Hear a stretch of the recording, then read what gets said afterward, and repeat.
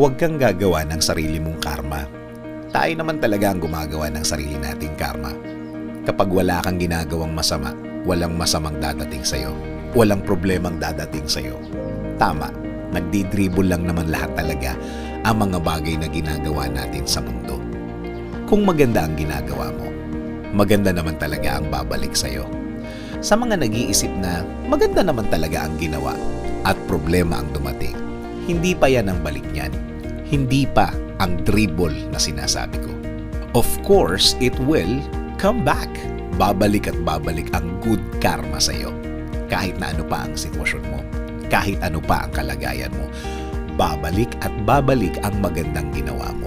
Mapa sa pamilya mo, kaibigan mo, kakilala mo, babalik at babalik yan.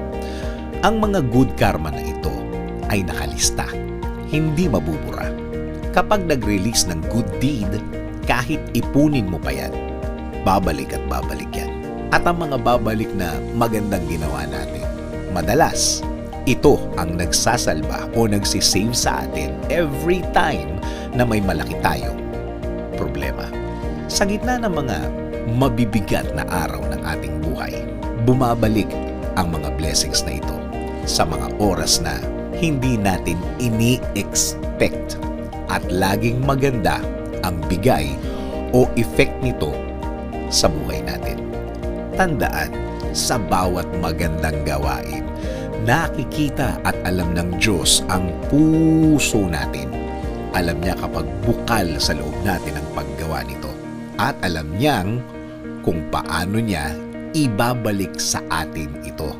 Ang Diyos naman natin ay nasa business ng multiplication. Malalaman mo at marirealize na ang maliit na ginawa mo noon ay mas malaki ang nakarating sa iyo. Kahit naman gaanong kalaking multiplication ang gawin ng Diyos, kung wala naman siyang nakitang magandang ginawa mo, 0 times 1 million, 0 pa din. Sabi nga sa Luke 6:38, give and it will be given to you. Good measure, pressed down, shaken together, running over, will be put into your lap. For with the measure you use, it will be measured back